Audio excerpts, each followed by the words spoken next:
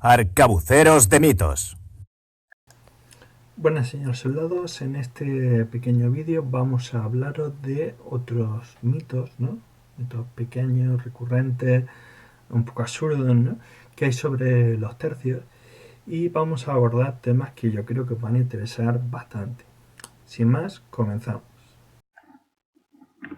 Un segundo mito, muy estúpido, muy fácil de rebatir, es el tema de la vestimenta. Se ha instalado una especie de concepción según la cual los tercios vistieron igual, ¿no? Prácticamente desde el Gran Capitán hasta la batalla de Rakura, ¿no? Con sombreros chambergos, con este tipo de pantalones que se llaman venecianos, ¿no?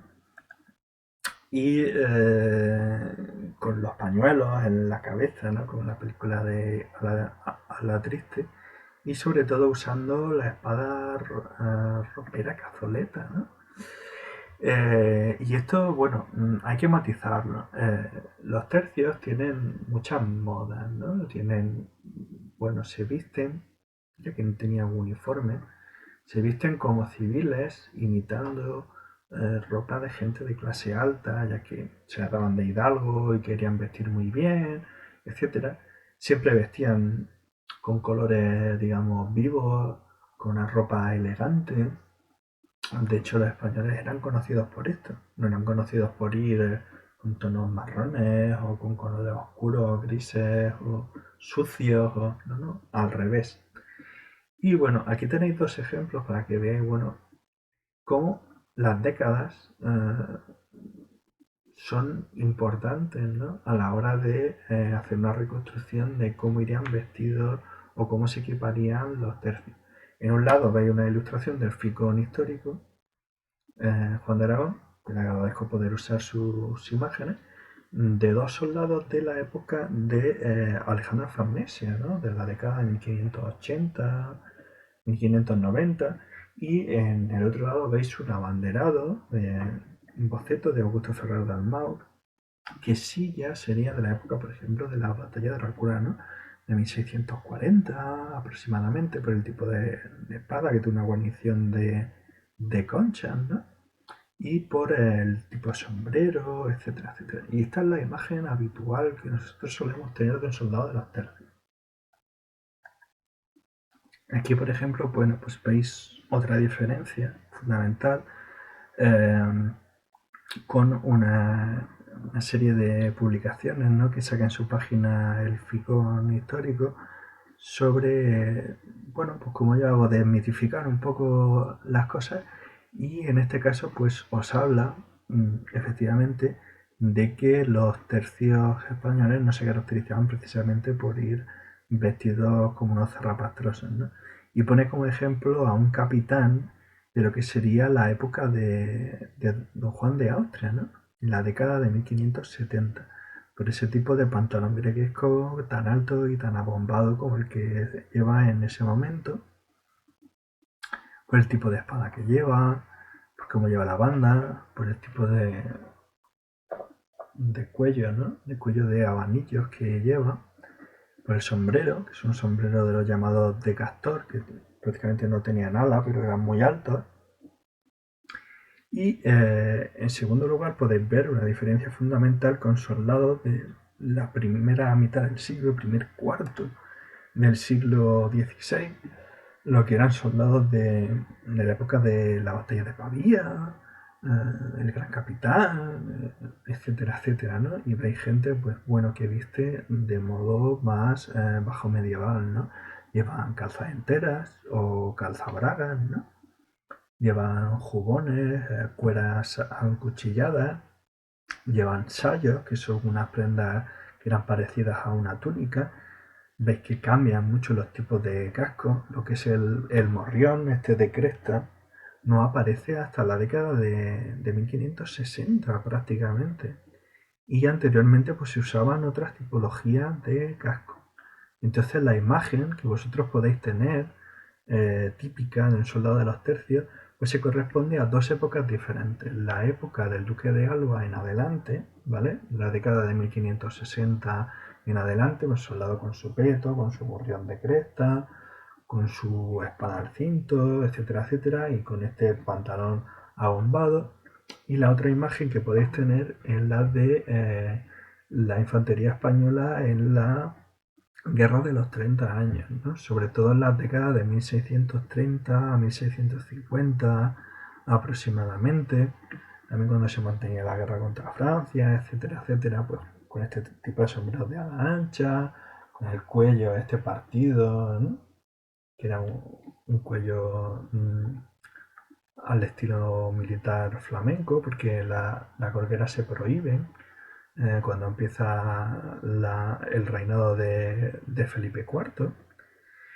Y bueno, en general, pues veis que este mito es muy recurrente, muy absurdo y no resiste simplemente una vista a las fuentes, ¿no? Vais a un cuadro de la época, vais a una iluminación, un grabado, etcétera.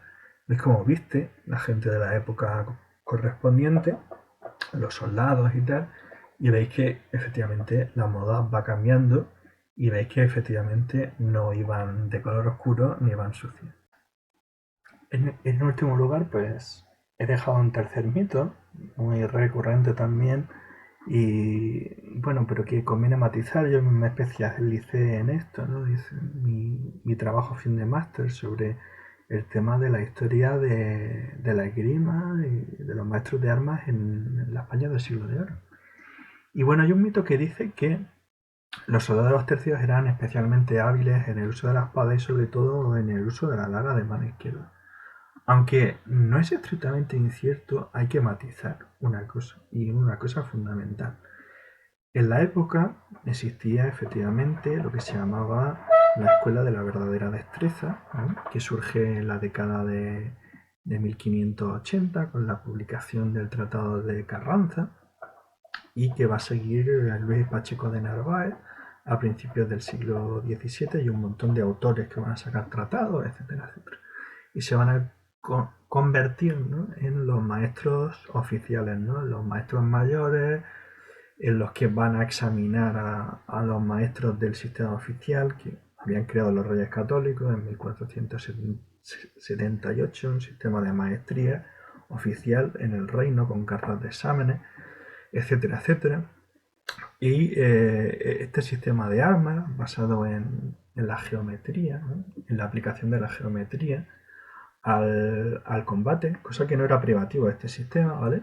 Era una influencia de, por ejemplo, de tratados como el de Agripa, anteriores, ¿no?, de la década de 1550, 1560, etcétera, ¿no? Y era una cosa que en su momento pues estuvo mucho pegada, ¿no?, en toda Europa, ¿no? Pero aquí se acogió con especial fervor, ¿no?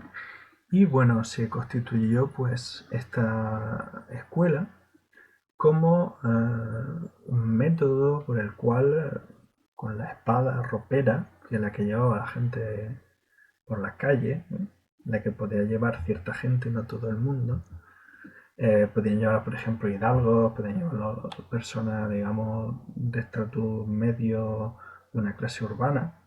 No lo llevaban, por ejemplo, esclavos, moriscos, gente de clase llana, gente que no perteneciera a gremios. Los gremios sí pueden llevarlo, por ejemplo.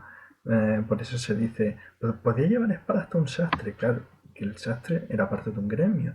También los cargadores, los estibadores del puerto de Sevilla, tenemos referencias de que tenían peleas de espadas. ¿Por qué?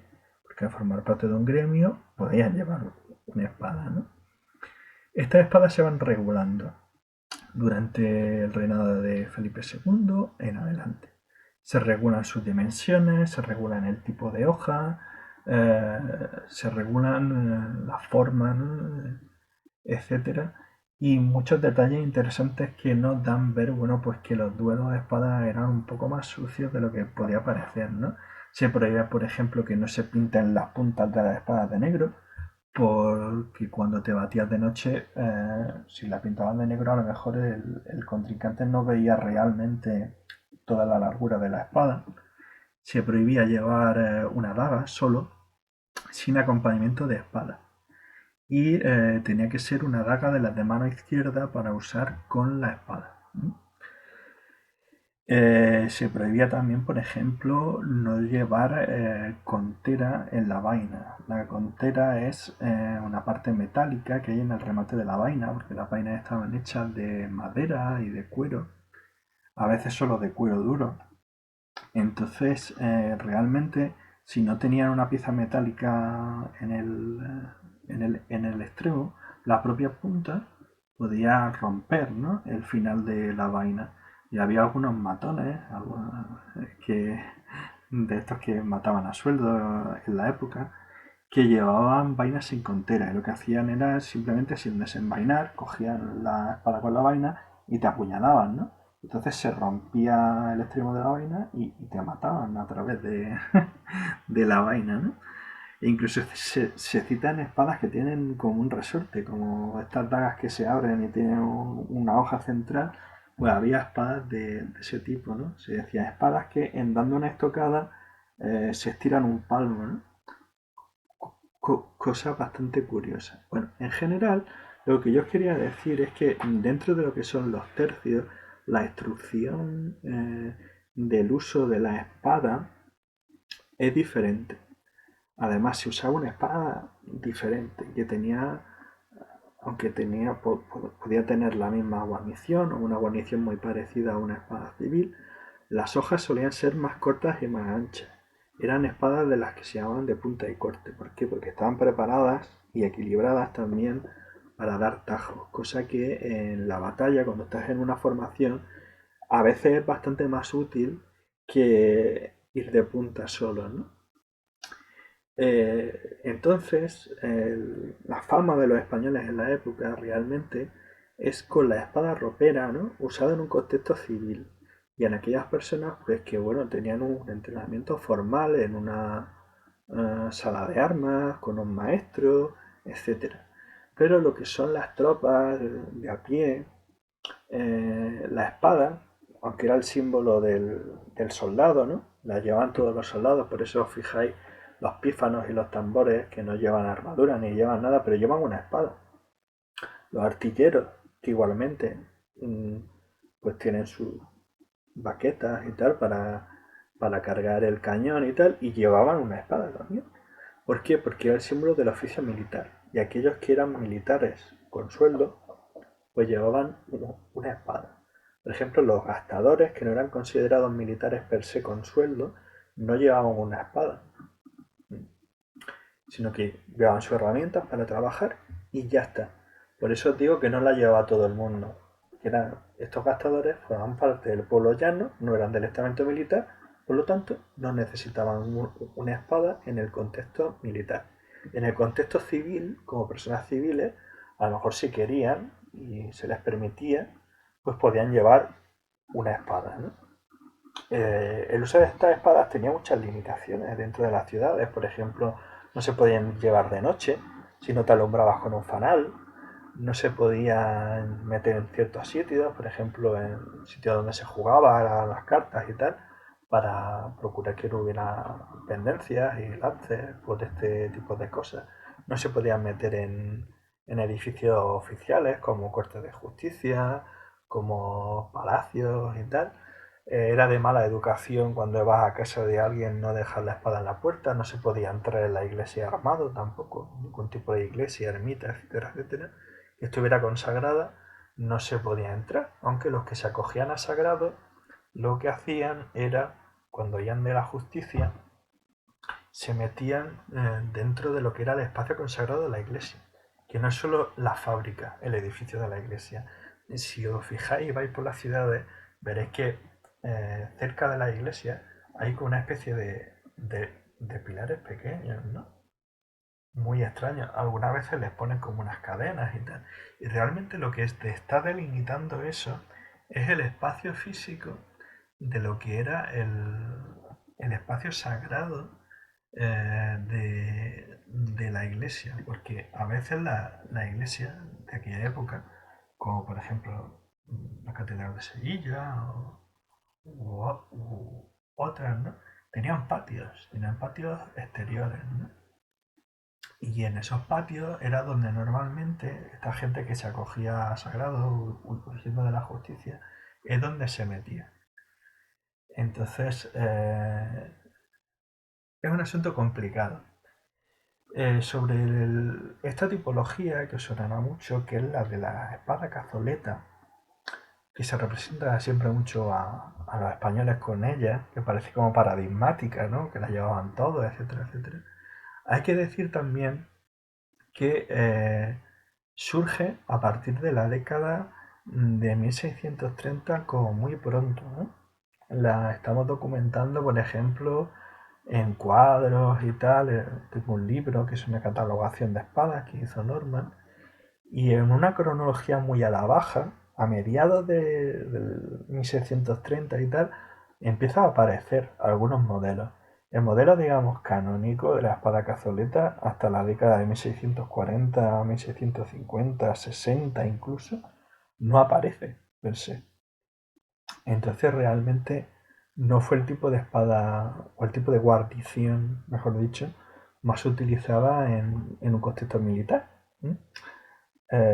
Os pasaré un enlace de Juan Molina, que estará abajo en un link en el vídeo, que es un estudio sobre las espadas que solían llevar los militares de infantería, ¿no? Y de caballería también en el ejército de la monarquía hispánica durante el siglo de oro. Muy interesante. Y veréis que, por ejemplo, usaban tipología y guarniciones muy sencillas, incluso con unas crucetas muy simples, prácticamente sin protecciones, ¿no? Es una cosa muy curiosa. Y luego está y para finalizar, el mito de la daga, ¿no? Aquí veis una daga, esto es una daga de vela, ¿sí? Una daga de vela. Era un tipo de daga de mano izquierda. Las dagas de mano izquierda surgen prácticamente al mismo tiempo que las roperas, ¿no? La década de 1540, 1550, ya vemos ejemplares muy sencillos con una cruceta simplemente, y son dagas que estaban diseñadas, pues, bueno, para usarse en conjunción con la ropera, ¿no? Y lo que se solía hacer era, con la daga, cubrir la línea, digamos, interior, porque uno se perfila, ¿no? Cuando está combatiendo, entonces la espada cubría esta línea exterior y la daga cubría la línea interior, ¿no? Y entre las dos se complementaban muy bien. Podías defenderte con una y atacar con la otra. Había diferentes tipos de tretas, ¿no? Lo que se llaman tretas, combinaciones, formas de usarla, etcétera. Era un arma que no solo era privativa de los españoles, se usaba en toda Europa, se podía usar la espada ropera combinada con otras cosas, se enrollaban las capas, ¿no? Que se ponían y los arreluelos sobre el brazo izquierdo, y se usaba como una defensa, y también se batían con espada y con capa. Se podía usar un broquel, como los que se usaban en la Edad Media. Lo que pasa es que estaban prohibidos porque, ya os lo explicaré cuando se hable de la esgrima, que es un tema muy interesante, tenían un estigma social desde hacía siglos. Los broqueles como que eran una cosa que lo usaban los matones, ¿no? Por ir buscando bronca por la calle.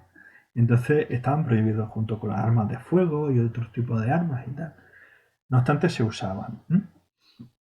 Eh, Todos los españoles que estaban en los tercios sirviendo llevaban una daga de mano izquierda, como se afirma, y eran súper diestros usándola, etcétera, etcétera, y mataban mucho más que la espada realmente. Pues no, no era una cosa que estuviera regulada en el sentido de que tuvieran que llevarla per se, ¿no? Como la espada, que la espada sí tenían que llevarla, como se he dicho antes. Era una opción personal. Podías llevar una daga, podías llevar una pistola, podías llevar lo que te diera la gana, ¿no? Como complemento, como arma complementaria auxiliar. Lo que pasa es que la espada, en un contexto militar, es un arma de último recurso. Es un arma que en la batalla campal prácticamente no se usaba, que se usaba más en escaramuzas, en golpes de mano, en duelos, porque había duelos pactados, ¿no? Entre ambos bandos, en ese tipo de operaciones irregulares, ¿no? Y realmente, pues las armas principales de un soldado de los tercios pues, eran su pica, su arcabuz y en estas operaciones irregulares, por ejemplo, lo que se usaba mucho era una rodela, que es un escudo de metal grande, redondo, que te cubría el torso entero, que podía estar hecho de forma que era bastante grueso y a cierta distancia podían parar disparos. Y usabas tu espada con la rodela y no necesariamente la espada y la daga.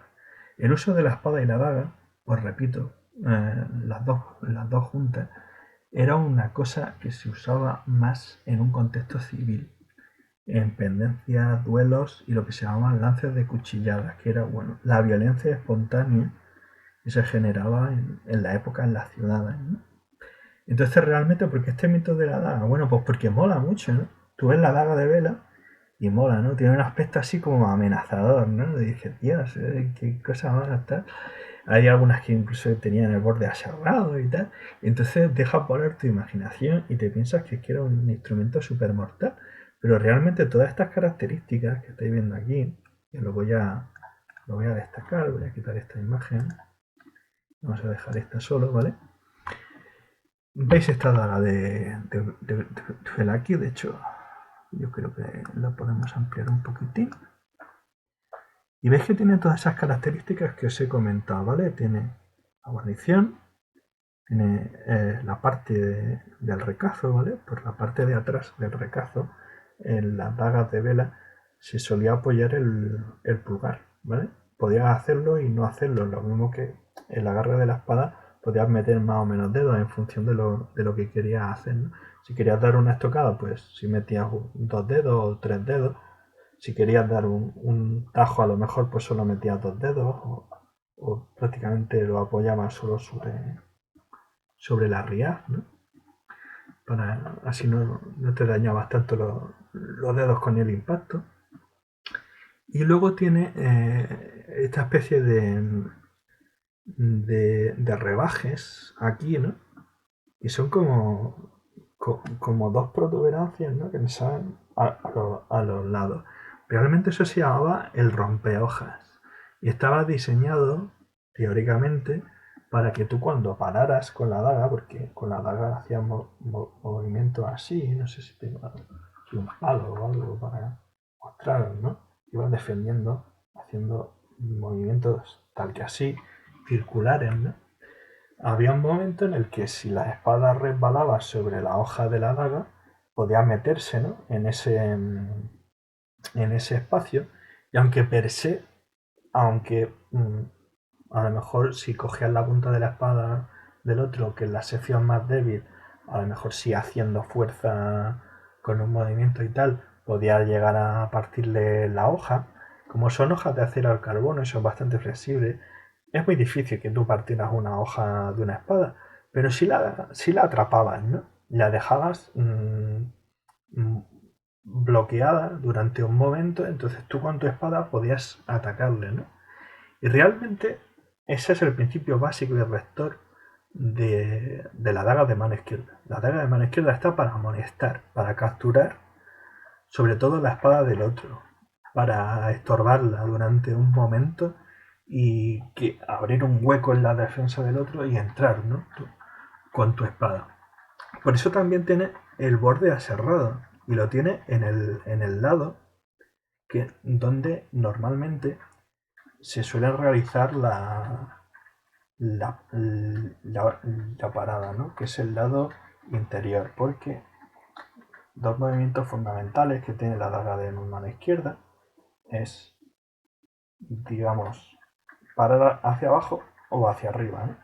Y lo más normal es hacerlo hacia abajo, porque tal y como te pones en la postura de guardia, si te atacan hacia arriba, aquí por encima del hombro, realmente no te es muy necesario parar con ese movimiento de la daga así, porque bueno, puedes hacerlo, pero no te amenaza tanto como si te atacan al cuerpo. Entonces, si te atacan al cuerpo, te proteges con ese otro lado, que es este lado interior que estáis viendo, que sí tiene ese borde aserrado. ¿Por qué tiene el borde aserrado?